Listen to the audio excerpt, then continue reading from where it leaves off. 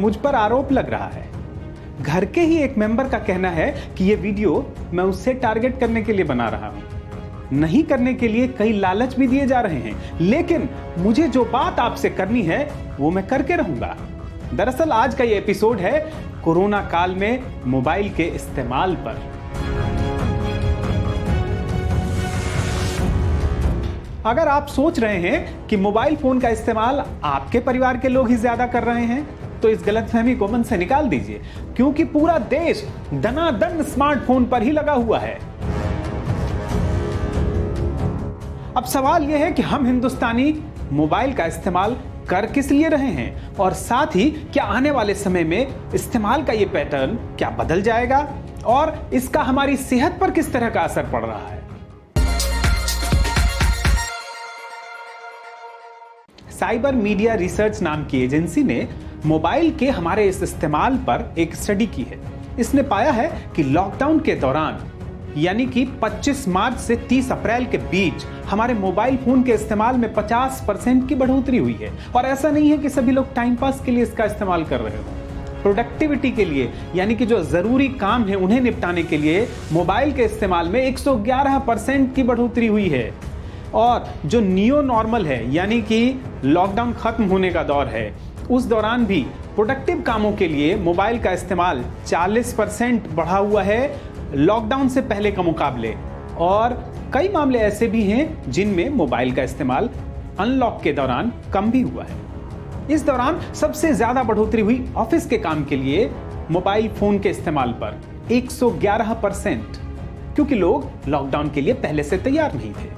इसी तरह OTT platform के इस्तेमाल में भी 67% की बढ़ोतरी हुई, क्योंकि सिनेमा हॉल बंद थे, टीवी पर भी नए सीरियल नहीं आ रहे थे, तो लोग पुराने एपिसोड तो देखते नहीं रहते। इसके बाद बारी आती है गेमिंग की।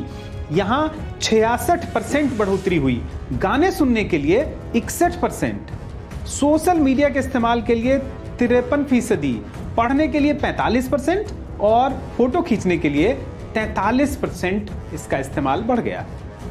इस दौरान कम से कम 50% ऐसे लोग थे जिन्होंने मोबाइल फोन और स्मार्टफोन का इस्तेमाल किसी नए पर्पस के लिए शुरू कर दिया। हमने भी लॉकडाउन के दौरान मोबाइल का इस्तेमाल करके ही सॉलिड बात का यह प्रोग्राम शुरू किया, ताकि आप तक तथ्यों और तर्कों के साथ अपनी बात पहुंचा सकें। स्मार्टफोन यूज करने वाले 28% ऐसे लोग हैं जिन्होंने इस दौरान फोन पर म्यूजिक सुनना शुरू किया। 25% ऐसे लोग हैं जिन्होंने नई स्किल शुरू कर दी। 21% ने अपनी नई हॉबी के लिए इसका इस्तेमाल किया। 19% ने शॉर्ट वीडियो पहली बार बनाने शुरू किए और 18% ऐसे लोग हैं जिन्होंने वीडियो कॉलिंग इसी दौरान पहली बार शुरू की। कोरोना काल के बाद से लोग अपने पर्सनल और प्रोफेशनल दोनों तरह के इस्तेमाल के लिए स्मार्टफोन का जमकर उपयोग करने लगे हैं। 82% लोग ऐसे हैं जिन्हें लगता है कि कोई भी सामान्य सूचना चाहिए हो, चाहे वो मौसम की जानकारी हो या किसी सरकारी योजना की जानकारी, इसके लिए वो सीधा स्मार्टफोन का ही रुख करते हैं। इसी तरह से 77% ऐसे लोग हैं जो मनोरंजन के लिए सबसे पहले स्मार्टफोन की ओर देखते हैं, चाहे वो वीडियो देखने हो या फिर कोई गाना सुनना हो। इसी तरह 5 में से 2 पेरेंट्स ऐसे हैं जो बच्चों की ऑनलाइन पढ़ाई के लिए मोबाइल फोन का ही सहारा ले रहे हैं। स्मार्टफोन के बढ़ते इस्तेमाल से कई तरह की समस्याएं भी सामने आई हैं। कई तरह की बीमारियां बढ़ रही हैं। देर तक स्क्रीन पर देखते रहने से आंखों की समस्याएं बढ़ रही हैं, तनाव बढ़ रहा है, किशोरों और बच्चों में मेमोरी लॉस तक की समस्या सामने आ रही है। इसी तरह हर उम्र वर्ग के लोगों में सर्वाइकल और स्पॉन्डिलाइसिस जैसी बीमारियां बढ़ रही हैं। सेहत के अलावा भी कई तरह के खतरे सामने आए हैं। बहुत से बच्चों और किशोरों की मोबाइल फोन के अभाव में पढ़ाई नहीं हो पा रही है, ऑनलाइन गेमिंग की लत लग रही है, साइबर बुलिंग बढ़ रही है। और फिर यूज सिर्फ हम और आपने ही नहीं बढ़ाया है, चोर उचक्कों ने भी तो इसका खूब सहारा लेना शुरू किया है। ऑनलाइन साइबर फ्रॉड भी काफी बढ़ गए। क्या स्मार्टफोन के इस्तेमाल के इस ट्रेंड में आगे कोई बदलाव आएगा? हो सकता है कि कुछ तरह के इस्तेमालों में कमी आ जाए। ज्यादा लोग ऑफिस जाने लगेंगे तो हो सकता है कि मोबाइल के जरिए होने वाले वीडियो कॉल कम हो जाएं। इसी तरह स्कूल खुल जाएं तो ऑनलाइन क्लासेस कम हो जाएं। लेकिन कुल मिलाकर कमोबेश स्थिति ऐसी ही रहने वाली है निकट भविष्य में। इंटरनेट डेटा यूज के एक्सपर्ट हैं सुधीर कुंदर। ये कहते हैं, ऐसा नहीं कहूंगा कि अक्टूबर नवंबर तक इसमें और 900% की बढ़ोतरी आ जाएगी, लेकिन यूज का पैटर्न कमोबेश ऐसा ही बना रहेगा।